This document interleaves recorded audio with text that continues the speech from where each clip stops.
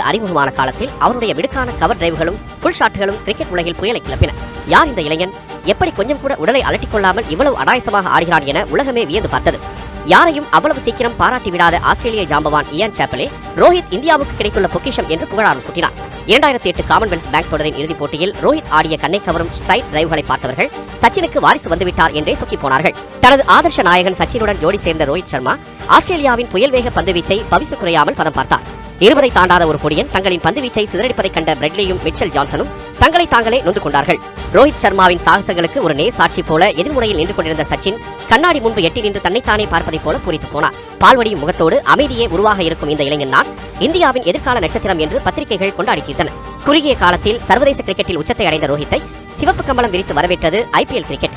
2008 VVS Lakshman தலைமையிலான Deccan chargers அணியில் விளையாடுவதற்கு ஒப்பந்தமானார் ரோஹித் சர்மா. தனது பூர்வீக மண்ணான ஆந்திரத்தில் கால் வைத்த நேரமோ என்னவோ ரோஹித் சர்மாவின் பேட்டில் ரன்மழை பொழிந்தது. தன்னைப் போலவே அழகியல் குறையாமல் லெக்லாண்ட்ஸ் விளையாடும் ரோஹித்தின் நுட்பத்தை கண்டு உச்சி குளிர்ந்து போனார் விவிஎஸ் லட்சுமண். ஆண்ட்ரூ சைமன்ஸ், ஷாஹித் அஃப்ரிதி மாதிரியான மூத்த வீரர்கள் இருந்த அன்றைய டெக்கான் சார்ஜர்ஸ் அணியின் செல்லப்பிள்ளை ரோஹித் சர்மா தான். ஓய்வறையில் அமைதியே உருவாக இருக்கும் ரோஹித் களத்தில் இறங்கிய மறுநொடி புலியாக மாறுகின்ற அதிசயத்தை கண்டு ஆடிப்போனார் ஆஸ்திரேலிய ஜாம்பவான் ஆடம் கில்கிறிஸ்ட். அந்த IPL தொடரில் 400 ரன்களுக்கு மேல் குவித்த ரோஹித் சர்மா டெக்கான் சார்ஜர்ஸ் அணியின் நம்பிக்கை நட்சத்திரமாக உயர்ந்தார். IPL போட்டிகளில் சாதித்த கையோடு தேசிய அணிக்கு திரும்பியவருக்கு பெரிய அதிர்ச்சி காத்திருந்தது. டெல்லியைச் சேர்ந்த ஒரு துடுக்கான இளைஞர் இந்திய அணியில் தலையெடுக்க தொடங்கிய காலம் அது. அவர் பெயர் விராட் கோலி. ரோஹித்தின் அசாத்திய திறமைகள் குறித்து கேள்விப்பட்டிருந்த கோலி அவருடன் சேர்ந்து விளையாடப் போவதை நினைத்து பெருமைப்பட்டார். ஆனால் துரதிருஷ்டவசமாக கோலியின் எழுச்சியும் ரோஹித்தின் வீழ்ச்சியும் சமகாலத்தில் நடந்தேறியது. மோசமான ஃபார்ம் காரணமாக அணியிலிருந்து நீக்கப்பட்டார் ரோஹித் சர்மா. அடுத்த சச்சின் என வாய் நிறைய பாராட்டிய விமர்சகர்கள் எல்லாம் ரோஹித் மீது பாராமுகம் காட்டினார்கள். இழந்த ஃபார்மை மீட்டெடுக்கும் பொருட்டு மும்பை அணிக்காக விளையாடும்படி அறிவுறுத்தப்பட்டார் ரோஹித் சர்மா. இடைப்பட்ட காலத்தில் டெக்கான் சார்ஜர்ஸ் அணியின் துணை கேப்டனாக நியமிக்கப்பட்டார் ரோஹித் சர்மா. கொல்கத்தா நைட் ரைடர்ஸுக்கு எதிரான போட்டியில் ரோஹித் ஆடிய ருத்ரதாண்டவத்தை பார்த்தவர்கள் அதிர்ச்சியில் உறைந்தே போனார்கள். கடைசி ஓவரில் 21 ரன்கள் எடுத்தால் வெற்றி என்கிற நிலையில் மோர்தஷாவை எதிர்கொள்ள தயாரானார் ரோஹித் சர்மா. 2 6 2 4 என வெளுத்து வாங்கிய ரோஹித் டெக்கான் சார்ஜர்ஸ் அணியை தனியொருவனாக வெற்றி பெற வைத்தார். பேட்டிங் மட்டுமின்றி பவுலிங்கிலும் கலக்கிய ரோஹித் சர்மா மும்பை இந்தியன்ஸ் அணிக்கு எதிரான ஆட்டத்தில் ஹாட்ரிக் வீழ்த்தி அசத்தினார். நேற்று வரை பாராமுகம் காட்டி வந்தவர்கள் எல்லாம் மீண்டும் ரோஹித்தின் புகழ் பாட தொடங்கினர். 2009 இறுதியில் ரஞ்சி போட்டி தொடரில் குஜராத்திற்கு எதிரான போட்டியில் முச்சதமடித்து தேர்வாளர்களின் கவனத்தை மீண்டும் தன் மீது விழச் செய்தார் ரோஹித் சர்மா. முச்சதம் தன் வேலையை கச்சிதமாக செய்ய தொடங்கியது. வங்கதேசத்தில் நடைபெற்ற முத்தரப்பு ஒருநாள் தொடரில் லிட்டில் மாஸ்டர் சச்சின் டெண்டுல்கருக்கு ஓய்வளிக்கப்பட்டது. இதனையடுத்து அவரிடத்திற்கு அவரது மறுவார்ப்பாக வருவார் என எதிர்பார்க்கப்பட்ட ரோஹித் சர்மா கொண்டு வரப்பட்டார். பெரிய எதிர்பார்ப்புகளோடு வங்கதேசத்திற்கு விமானம் ஏறிய ரோஹித்திற்கு பெருத்த ஏமாற்றமே மிஞ்சியது.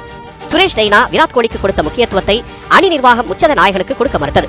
5 போட்டிகளிலும் பெஞ்சை தேய்த்தபடி தன் விதியை நொந்து கொண்ட ரோஹித் பெரும் மனச்சுமையோடு தாயகம் திரும்பி வந்தார். முச்சதம் அடித்தும் ஆடு மணியில் இடம் கிடைக்கவில்லையே என்ற விரக்தியில் இருந்த ரோஹித்திற்கு விவிஎஸ் லட்சுமணின் காயம் ஒரு புதிய வாய்ப்பை ஏற்படுத்தி கொடுத்தது. தென்னாப்பிரிக்காவிற்கு எதிரான டெஸ்ட் தொடரில் லட்சுமணனுக்கான மாற்று வீரராக அணியில் சேர்க்கப்பட்டார் ரோஹித். தான் பிறந்து வளர்ந்த நாக்பூர் மண்ணிலேயே டெஸ்டில் அறிமுகமாக போவதை நினைத்து மகிழ்ச்சியில் தலைத்தார் ரோஹித். ஆனால் போட்டி தொடங்குவதற்கு சில மணி நேரங்கள் முன்னதாக ரோஹித் காயமடைந்தார். ரோஹித் விளையாடுவதை பார்ப்பதற்காக நாக்பூர் மைதானத்தில் கூடியிருந்த அவரது பெற்றோர் மகனின் துரதிர்ஷ்டத்தை நினைத்து கண்ணீர் வடித்தனர். ஒருநாள் போட்டிகளில் அறிமுகமாகி 3 ஆண்டுகள் ஆன பிறகு ஜிம்பாப்வே தொடரில்தான் ரோஹித்தால் தன் முதல் சதத்தை பதிவு செய்ய முடிந்தது. ரோஹித்தின் புத்திசாலித்தனத்துடன் கூடிய நளினமான பேட்டிங் கிரிக்கெட் உலகின் கவனத்தை மீண்டும் அவர் மீது திருப்பியது. இந்த காலத்தில் சஞ்சய் மஞ்சுரேக்கர், ரவி சாஸ்திரி போன்ற மும்பையைச் சேர்ந்த கிரிக்கெட் வர்ணனையாளர்கள் ரோஹித்தின் துதிப்பாடிகளாகவே மாறிப்போயினர். உலகக்கோப்பை அணி தேர்வுக்கு முன்னோட்டம் என கருதப்பட்ட தென்னாப்பிரிக்க ஒருநாள் தொடருக்கு தேர்வு செய்யப்பட்டார் ரோஹித். ரோஹித்தின் திறமை மீது நம்பிக்கை வைத்த கேப்டன் தோனி அவரை துவக்க ஆட்டக்காரராக இறங்க வாய்ப்பளித்தார். ஆனால் தென்னாப்பிரிக்காவின் அதிவேக சீம் பந்து வீச்சை சமாளிக்க முடியாமல் தடுமாறினார் ரோஹித். 5 போட்டிகளில் விளையாடிய ரோஹித்தால் 49 ரன்களை மட்டுமே எடுக்க முடிந்தது. மோசமான ஃபார்ம் காரணமாக 2011 உலகக்கோப்பைக்கான இந்திய அணியில் இருந்து நீக்கப்பட்டார் ரோஹித் சர்மா. இதையடுத்து உலகக்கோப்பை தொடரில் அணியில் வாய்ப்பு கிடைக்காதது தனது ஆட்ட வாழ்வின் மிகப்பெரிய பின்னடைவு என ட்விட்டரில் புலம்பி தள்ளினார் ரோஹித் சர்மா. மும்பை லாபி காரணமாகத்தான் ரோஹித் சர்மாவிற்கு வாய்ப்பு வழங்கப்பட்டு வருகிறது என குற்றம் சாட்டியவர்கள் கூட இந்த முறை அவர் மீது பரிதாபப்பட்டார்கள். இந்த காலத்தில் இளம் நட்சத்திரம் என்ற நிலையிலிருந்து கொஞ்சம் கொஞ்சமாக நம்பிக்கை நட்சத்திரமாக மாறத் தொடங்கியிருந்தார் விராட் கோலி. உலகக்கோப்பை தொடருக்கு பிறகு நடைபெற்ற IPL போட்டிகளின் போது மீண்டும் ஃபார்முக்கு திரும்பினார் ரோஹித் சர்மா. இதையடுத்து வெஸ்ட் இண்டீஸ் தொடருக்கான இந்திய ஒருநாள் போட்டிகள் அணிக்கு அவர் தேர்வு செய்யப்பட்டார். சச்சின், தோனி போன்ற மூத்த வீரர்கள் ஓய்வளிக்கப்பட்ட நிலையில் பொறுப்பை உணர்ந்து விளையாடினார் ரோஹித் சர்மா. ரோஹித்தின் உறுதியுடன் கூடிய நிதானமான ஆட்டம் இந்திய அணி தொடரை வெல்ல காரணமாக அமைந்தது. 5 போட்டிகளில் ஆடிய ரோஹித் சர்மா 299 ரன்களை குவித்து தொடர் நாயகன் விருதை கைப்பற்றினார். இதைத் தொடர்ந்து இந்திய அணியின் சிறந்த பேட்ஸ்மேன் கோலியா ரோஹித்தா என்ற விவாதங்கள் மீண்டும் தலை தூக்க ஆரம்பித்தன. ரன் குவிப்பில் வேண்டுமானால் விராட் சச்சினின் வாரிசாக இருக்கலாம். ஆனால் ஆட்ட நுணுக்கத்தை அடிப்படையாக வைத்து பார்க்கும்போது சச்சினின் ஒரே வாரிசு ரோஹித் தான் என்று சஞ்சய் மஞ்சுரேக்கர் அன்கோ மீண்டும் சர்ச்சையை கிளப்பியது. இதைத் தொடர்ந்து வெஸ்ட் இண்டீஸுக்கு எதிரான உள்ளூர் தொடரிலும் தொடர் நாயகன் விருதை பெற்று அசத்தினார் ரோஹித். இதனைத் தொடர்ந்து ஆஸ்திரேலியாவில் நடைபெற்ற காமன்வெல்த் பேங்க் தொடரில் இடம்பிடித்தார் ரோஹித். புற்றுநோய் பாதிப்பு காரணமாக யுவராஜ் சிங் அணியில் இடம்பெற முடியாத நிலையில் அணியின் மிடில் ஆர்டரை சுமக்க வேண்டிய பொறுப்பு ரோஹித் சர்மாவின் தோள்களில் இறங்கியது. ஆனால் பெரிதும் எதிர்பார்க்கப்பட்ட தொடர் முழுக்க விளையாடிய ரோஹித் சர்மாவால் மொத்தமாக 100 ரன்களை கூட குவிக்க முடியவில்லை. இதைத் தொடர்ந்து வெஸ்ட் இண்டீஸ், ஜிம்பாப்வே மாதிரியான கத்துக்குட்டி அணிகளுடன் மட்டும்தான் ரோஹித் விளையாடுவார்.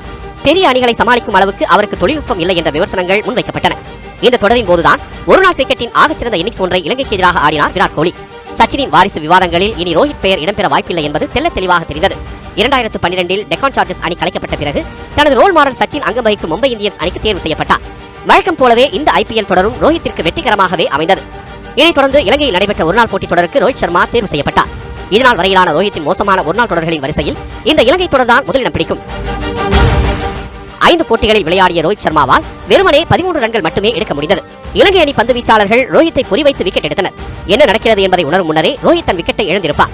ரோஹித்தின் திறமைகள் ஏன் களத்தில் முழுமையாக வெளிப்படவில்லை என்று ஹர்ஷா போக்லே போன்ற கிரிக்கெட் விமர்சகர்கள் பக்கம் பக்கமாக ஆய்வு கட்டுரைகள் எழுதினார்கள். ரோஹித்தின் தடுமாற்றங்களுக்கு முக்கிய காரணம் அவரது பேட்டிங்கில் இருக்கும் தொழில்நுட்ப பலவீனம் என்கிறார்கள் விமர்சகர்கள். கூடவே அவரது சோம்பலான சுபாவமும் சேர்ந்து கொள்ளும் போது தனது விக்கெட்டை பொறுப்பில்லாமல் எதிரணிக்கு தாரை வார்க்கிறார் என்கிற விமர்சனங்கள் அவர் மீது சுமத்தப்பட்டன. அரை தூக்கத்தில் எழுந்து வந்து வலைப்பயிற்சியில் பேட்டிங் செய்வதைப் போல ஆடுகிறார் என்று அவரது பரம ரசிகரான இயன் சாப்பலே ரோஹித்தை கடுமையாக விமர்சித்தார். ஆனால் ரோஹித்திற்கு ஆதரவாக ஆப்பிரிக்க கண்டத்திலிருந்து ஒரு ஆதரவான குரல் ஒலித்தது. கோலியை விட திறமையான வீரர் என்று ரோஹித்திற்கு புகழாரம் சூட்டினார் தென்னாப்பிரிக்காவின் முன்னாள் வீரர் ஹெர்சல் கிப்ஸ். ரோஹித்தின் திறமைகள் மீது நம்பிக்கை வைத்த கேப்டன் தோனி அவருக்கு மீண்டும் வாய்ப்பளிக்க முடிவெடுத்தார். ஆடுகளத்தின் ஸ்கொயர் பகுதிகளில் சிறப்பாக விளையாடக்கூடிய ரோஹித்தை தொடக்க ஆட்டக்காரராக களமிறக்க முடிவு செய்தார் தோனி. அதிரடி தொடக்க வீரர் ஷேவாக் அணியில் இடம்பெறாதது ரோஹித்திற்கு சாதகமாகி போனது. 2013 சாம்பியன்ஸ் டிராபியில் தொடக்க வீரராக களமிறங்கிய ரோஹித் தன் திறமை மீது தோனி வைத்திருந்த நம்பிக்கையை காப்பாற்றினார். ஆனால் 50 ரன்களை கடந்த பிறகு அதை சதமாக மாற்றும் பொறுமை ரோஹித்திற்கு இல்லை என்ற விமர்சனங்கள் முன்வைக்கப்பட்டன. முதல் தர கிரிக்கெட்டில் முச்சதம் அடித்த நாயகன் இந்த மேலோட்டமான விமர்சனங்களை சிரிப்புடன் எதிர்கொள்ள ஆரம்பித்தார். சக தொடக்க ஆட்டக்காரர் ஷிகர் தவான் அளவுக்கு ரோஹித்தால் அதிரடியாக விளையாட முடிவதில்லை என்று குறை கூறினார்கள் விமர்சகர்கள். 2013 IPL தொடரில் மும்பை இந்தியன்ஸ் அணியின் கேப்டனாக ரோஹித் சர்மா நியமிக்கப்பட்டார். ரோஹித் கேப்டனாக நியமிக்கப்பட்டதன் பின்னணியில் சச்சின் டெண்டுல்கரின் ஆதரவு இருந்ததாக கூறப்பட்டது. கேப்டனாக நியமிக்கப்பட்ட முதல் சீசனிலேயே கோப்பை வென்று ரோஹித் சர்மா அசத்தினார். கேப்டனாக அவருடைய வியூகங்களை பார்த்த கிரிக்கெட் வல்லுநர்கள் தோனிக்கு பிறகு இந்திய அணிக்கு ரோஹித் தான் தலைமை ஏற்பார் என ஆளுடன் கூறினார்கள். ரோஹித் சர்மாவிற்கு இந்திய அணியின் கேப்டனாகும் தகுதி உள்ளது என்று பேசி பரபரப்பை பற்ற வைத்தார் விராட் கோலி. இந்த காலத்தின் உலகின் நம்பர் 1 பேட்ஸ்மேனாக மாறிப்போயிருந்தார் விராட் கோலி. ஒருநாள் கிரிக்கெட்டில் சதமடிப்பது என்பது தூங்கி எழுவது போல ஒரு அன்றாட வேலையாக கோலிக்கு மாறிப்போயிருந்தது. சச்சின் தோனிக்கு பிறகு விளம்பரங்களின் மூலம் அதிக வருமானம் ஈட்டும் இந்திய வீரராக மாறிப்போயிருந்தார் விராட் கோலி. மறுபுறம் அடுத்த சச்சினாக வருவார் என எதிர்பார்க்கப்பட்ட ரோஹித்தோ தேசிய அணியில் நிரந்தர இடமில்லாமல் தடுமாறி வந்தார். 2013இல் ஆஸ்திரேலியாவிற்கு எதிரான உள்ளூர் ஒருநாள் தொடர் ரோஹித் சர்மா வாழ்க்கையில் திருப்பு முனையை ஏற்படுத்திய தொடர் என்று கூறலாம். தன் மீதான விமர்சனங்களுக்கு பேட்டின் மூலமாக பதிலளிக்க தயாரானார் ரோஹித். 491 ரன்கள் குவித்த ரோஹித் சர்மா தொடர் நாயகன் விருதை தட்டிச் சென்றார். நாக்பூரில் ஒரு ஏழை தொழிலாளிக்கு மகனாக பிறந்த ரோஹித் சர்மா உலகமே கொண்டாடும் ஹிட்மேனாக மாறியது இந்த தொடருக்கு பிறகுதான். மிச்சல் ஜான்சன் போன்ற ஆஸ்திரேலிய வேகப்பந்து வீச்சாளர்களின் பந்துகளில் அனாயசமாக சிக்ஸர் அடித்தார் ரோஹித் சர்மா. பெங்களூரில் நடைபெற்ற போட்டியில் 209 ரன்களை குவித்த ரோஹித் சச்சின் சேவாக்கிற்கு பிறகு ஒருநாள் கிரிக்கெட்டில் இரட்டை சதம் எடுத்தவர் என்ற பெருமைக்கு சொந்தக்காரரானார். அந்த போட்டியில் 16 சிக்ஸர்கள் அடித்து உலக சாதனை படைத்தார் ரோஹித் சர்மா. பரிசளிப்பு நிகழ்ச்சியில் பேசிய ஆஸ்திரேலிய கேப்டன் ஜார்ஜ் பெய்லி சச்சினின் இடத்தை நிரப்புவதற்கு ரோஹித் தான் சரியான நபர் என்றார். வெஸ்ட் இண்டீஸ் உடனான டெஸ்ட் தொடருடன் கிரிக்கெட்டிலிருந்து ஓய்வு பெற திட்டமிட்டிருந்தார் சச்சின். இந்நிலையில் தான் 3 ஆண்டுகளுக்கு முன்பு தவறவிட்ட டெஸ்ட் வாய்ப்பு மீண்டும் ரோஹித்தின் வீட்டு கதவை தட்டியது. தனது ஆதர்ஷ நாயகன் சச்சினின் கடைசி தொடரே தனது அறிமுக டெஸ்ட் தொடராகி போனது ரோஹித்திற்கு வருத்தத்தை ஏற்படுத்தியது. VVS லக்ஷ்மன் ஓய்வு பெற்றதால் அவரது வழக்கமான இடமான 6வது நிலையில் ஆட வைக்கப்பட்டார் ரோஹித் சர்மா. ஏடன் கார்டன் மைதானத்தில் தன்னுடைய அறிமுக டெஸ்ட் போட்டியிலேயே சதமடித்த ரோஹித் ஒருநாள் போட்டிகளில் மட்டுமல்ல டெஸ்ட் போட்டிகளிலும் தான் ஒரு சாம்பியன் தான் என்பதை நிரூபித்தார். இதைத் தொடர்ந்து டெஸ்ட் போட்டிகளில் நிரந்தர இடம் பிடிக்க ஆரம்பித்தார் ரோஹித். ஆனால் வெளிமண்ணில் நடைபெற்ற டெஸ்ட் போட்டிகளில் அவரால் பெரிய அளவில் ரன்களை குவிக்க முடியவில்லை. ரோஹித்தின் பேட்டிங் டெக்னிக் டெஸ்ட் போட்டிகளில் விளையாடும் அளவிற்கு தகுதியானது அல்ல என்ற விமர்சனம் வைக்கப்பட்டது. டெஸ்ட் போட்டிகளில் ரோஹித்தின் தடுமாற்றத்திற்கு தொழில்நுட்ப ரீதியாக இருக்கும் பிரச்சனைகளை விட உளவியல் ரீதியிலான பிரச்சனைகள் தான் காரணம் என்கிறார் ஆஸ்திரேலிய ஜாம்பவான் இயான் சாப்பல். டெஸ்ட் போட்டிகளில் ஹிட்மேனாக மாறி ரோஹித் எவ்வளவுதான் சாதனைகள் புரிந்தாலும் விராட் கோலி களம் கண்டுவிட்டால் ஒரே நொடியில் ரசிகர்களின் கவனமெல்லாம் அவர் மீது திரும்பிவிடும். டெஸ்ட் போட்டிகளில் ரோஹித்திற்கு முன்னதாகவே கோலி களம் இறங்குவதால் அவரது நிழலில் ஆட வேண்டிய கட்டாயம் ரோஹித்துக்கு ஏற்படுகிறது. இது உளவியல் ரீதியாக ரோஹித்திற்கு நெருக்கடியை ஏற்படுத்துகிறது என்கிறார் இயான் சாப்பல். இதை உணர்ந்த கோலி டெஸ்ட் போட்டிகளில் தனக்கு முன்பாக 1 டவுன் பொசிஷனில் ரோஹித்தை ஆட வைத்தார். ஆனால் ரோஹித்தால் அந்த இடத்தில் சிறப்பாக செயல்பட முடியவில்லை. 2014இல் விரலில் ஏற்பட்ட காயம் காரணமாக இங்கிலாந்து தொடரில் இருந்து ரோஹித் பாதியில் வெளியேறினார். இதனையடுத்து ரோஹித்தின் இடத்தில் அவரது சக மும்பை வீரர் ரஹானே ஆட வைக்கப்பட்டார். 3 மாதங்களுக்கு பிறகு காயம் குணமடைந்து அணிக்கு திரும்பிய ரோஹித்திற்கு அதிர்ச்சி காத்திருந்தது. இடைப்பட்ட காலத்தில் ரஹானே தொடக்க ஆட்டக்காரராக அணியில் நிலை பெற்றுவிட்டார். தொடக்க வீரராக ரஹானே சிறப்பாக செயல்படுவதால் ரோஹித்தை மிடில் ஆர்டரில் இறக்க வேண்டும் என்ற குரல்கள் எல்லாம் ஒலிக்கத் தொடங்கின. பத்திரிகையாளர் சந்திப்பில் ரோஹித்திடம் இது குறித்து கேள்வி எழுப்பிய போது அவரது வழக்கமான கள்ளமற்ற சிரிப்பை மட்டுமே பதிலாக தந்தார். 1000 எதிர்பார்ப்புகளுக்கு மத்தியில் கொல்கத்தாவில் போட்டியில் களமிறங்கிய ரோஹித் இலங்கை பந்து வீச்சை சிதறடித்தார். தொடக்க ஆட்டக்காரர் என்ற சிம்மாசனத்தை யாருக்கும் விட்டுக் கொடுக்க மாட்டேன் என்று தனது பேட்டின் மூலம் பதிலளித்தார் ரோஹித். 2015 உலகக்கோப்பையில் இந்திய அணி அரையிறுதி வரை முன்னேறியதற்கு ரோஹித் சர்மாவின் ஆட்டமும் ஒரு காரணம். அந்த ஆண்டு நடைபெற்ற IPL தொடரில் ரோஹித் தலைமையிலான மும்பை இந்தியன்ஸ் அணி 2வது முறையாக கோப்பை வென்றது. CSK அணிக்கு எதிரான பரபரப்பான இறுதி ஆட்டத்தில் ஆட்டநாயகன் விருதை கைப்பற்றி அசத்தினார் ரோஹித். பதற்றமான ஆட்டங்களின் போது அசராமல் அணியை வழிநடத்தி காட்டினார் ரோஹித் சர்மா. தோல்வியின் விளிம்பில் அணி தத்தளிக்கும் நிலையிலும் பதட்டப்படாமல் ஏதாவது ஒரு புது வியூகத்தை அமைத்து எதிரணிக்கு அதிர்ச்சி வைத்தியம் அளித்து விடுவார் ரோஹித் சர்மா. எந்த பந்தை எந்த பேட்ஸ்மேன் எங்கெங்கே அடிப்பார்கள் என்பதெல்லாம் ஒரு கேப்டனாக ரோஹித் சர்மாவிற்கு அத்துப்படி. உலகின் மிகச்சிறந்த கேப்டன்களான மஹிலா ஜெயவர்தனே, ரிக்கி பாண்டிங் போன்றவர்களே ரோஹித்தின் கேப்டன்சியை பாராட்டி தள்ளினார்கள். 2016 ஆண்டும் ஒருநாள் போட்டிகளில் ரோஹித்திற்கு சிறப்பானதொரு ஆண்டாகவே அமைந்தது. இந்த ஒரு வருடத்தில் மட்டும் 3 சதங்கள் மற்றும் 2 அரை சதங்களுடன் கிட்டத்தட்ட 700 ரன்களை குவித்தார் ரோஹித் சர்மா. இந்த வருடத்தில் விராட் கோலிக்கு அடுத்த அதிக ரன்களை குவித்த வீரர்கள் வரிசையில் 2வது இடத்தை பிடித்தார் ரோஹித் சர்மா. அவர் எவ்வளவு உயரத்திற்கு சென்றாலும் கோலியுடன் ஒப்பீடு மட்டும் அவரை விட்டு விலகவே இல்லை. பத்திரிகையாளர் சந்திப்புகளில் உங்களுக்கு பிடித்த கிரிக்கெட் வீரர் யார் என்று கேட்டு சங்கடப்படுத்துவார்கள். விராட் கோலியின் பெயரை அவர் சொல்லவில்லை என்றால் அவருக்கும் உங்களுக்கும் என்ன பிரச்சனை என்று கேட்டு கொக்கி போடுவார்கள். ரோஹித்தின் பதில்களில் கோலி மீதான வெறுப்பு இருக்காது. ஆனால் அதே சமயம் அவர் கோலியை வெளிப்படையாக புகழவும் மாட்டார். 2017 ஆண்டில் 3வது முறையாக IPL கோப்பையை வென்று சாதனை படைத்தார் ரோஹித் சர்மா. இதைத் தொடர்ந்து கோலிக்கு ஓய்வளிக்கப்படும் நேரங்களில் இந்திய அணியின் கேப்டன் பொறுப்பு ரோஹித் சர்மாவிடம் ஒப்படைக்கப்பட்டது. 2018 இலங்கையில் நடைபெற்ற நிதாஸ் கோப்பை தொடரில் ரோஹித்தின் கேப்டன்சி வெகுவாக பாராட்டப்பட்டது. வங்கதேசத்துக்கு எதிரான இறுதிப் போட்டியில் தினேஷ் கார்த்திக் எந்த பொசிஷனில் களமிறங்க வேண்டும் என்பதில் உறுதியாக இருந்தார் ரோஹித் சர்மா. கேப்டன்சியில் வெகுவாக சாதித்தாலும் பேட்டிங்கில் ரோஹித்திற்கு 2018 ஆண்டு சுமாரான ஆண்டாகவே முடிந்தது. தென்னாப்பிரிக்கா மற்றும் ஆஸ்திரேலியாவில் நடைபெற்ற டெஸ்ட் போட்டிகளில் அவரது பேட்டிங் அதர பாதாளத்திற்கு வீழ்ச்சி அடைந்தது. வழக்கமாக அவர் தனி ஆவர்த்தனம் செய்யும் IPL போட்டிகளிலும் அவரது பேட்டிங் ஈடுபடவில்லை. 2019 ஆண்டு ரோஹித்தின் வாழ்க்கையில் மறக்க முடியாத ஒரு ஆண்டாக மாறிவிட்டது. சென்னை சூப்பர் கிங்ஸ் அணியை வீழ்த்தி 4வது முறையாக IPL கோப்பை வென்று சாதனை புரிந்தார் ரோஹித் சர்மா.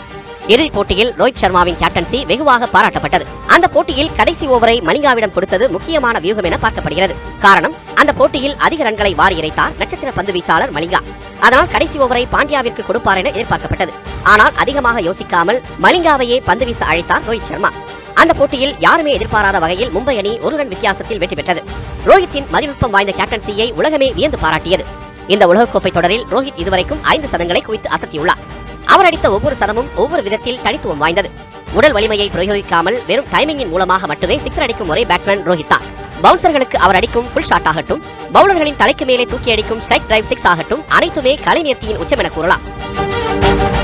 இந்த உலகக்கோப்பை தொடரில் இந்திய அணியின் சார்பில் நடைபெறும் பத்திரிகையாளர்கள் சந்திப்புகளில் ரோஹித் தான் கலந்து கொள்கிறார். சங்கடமான கேள்விகளுக்கு கூட பதட்டப்படாமல் ரோஹித் பதிலளிப்பது கிரிக்கெட் ரசிகர்களை கவர்ந்துள்ளது. பேட்ஸ்மேனாக மட்டுமின்றி துணை கேப்டனாகவும் அணிக்கு தன் பங்களிப்பை அளித்து வருகிறார் ரோஹித் சர்மா. இவ்வளவு சாதனைகள் புரிந்தும் தனது திறமைக்கும் சாதனைக்கும் ஏற்ற அங்கீகாரம் கிடைக்கவில்லை என்ற ஒரு வருத்தம் ரோஹித் சர்மாவிற்கு இருக்கிறது. ரோஹித் பாணியிலான நளினமான மட்டையாளர்கள் அவர்கள் ஆடும் காலத்தில் தங்கள் நாட்டு மக்களால் மிகவும் ரசிக்கப்பட்டார்கள். ஆனால் ரோஹித்திற்கோ தன் தகுதிக்கும் திறமைக்கும் ஏற்ற அங்கீகாரமும் புகழும் கிடைக்கவில்லை என்ற ஏமாற்றம் உள்ளது. டெஸ்ட் போட்டிகளில் ரோஹித்தின் அணுகுமுறைகள் மீது 1000 விமர்சனங்கள் இருக்கலாம். ஆனால் சச்சின் டெண்டுல்கருக்கு பிறகு இந்திய அணிக்கு கிடைத்த சிறந்த ஒருநாள் துவக்க வீரர் ரோஹித் என்பதை எவரும் மறுத்துவிட முடியாது. அதே நேரம் ரோஹித் சர்மா எவ்வளவு உச்சத்திற்கு சென்றாலும் கோலியுடனான ஒப்பீடு தொடர்ந்து கொண்டுதான் இருக்கும். ஒரு விதத்தில் இவர்கள் இருவருக்குமான முரண்பட்ட உறவை வெஸ்ட் இண்டீஸ் ஜாம்பவான்கள் விவியன் ரிச்சர்ட்ஸ் மற்றும் கார்டன் கிரீனிச் உடன் ஒப்பிடலாம். ஆஸ்திரேலியாவிற்கு எதிரான போட்டிக்கு முன்பாக நடைபெற்ற பத்திரிகையாளர்கள் சந்திப்பில் இந்திய அணி சார்பாக பங்கேற்றார் ரோஹித். அப்போது உலகின் சிறந்த பேட்ஸ்மேன் விராட் கோலியா, ஸ்டீவன் ஸ்மித்தா என்ற ஒரு சங்கடமான கேள்வியை எழுப்பினார் நிருபர். கேள்வி கேட்ட நிருபரை தீர்க்கமாக பார்த்த ரோஹித், இந்த இருவரும் விளையாடிக் கொண்டு இருக்கும் வரை இந்த கேள்வி எழுந்து கொண்டுதான் இருக்கும் என சமாளித்தார். ஆனால் அந்த பார்வையின் மூலம் அவர் சொல்லாமல் சொன்ன பதில், இந்த உலகின் சிறந்த பேட்ஸ்மேன் ரோஹித் குருநாத் சர்மா, அதுதான் ஹிட்மேன்.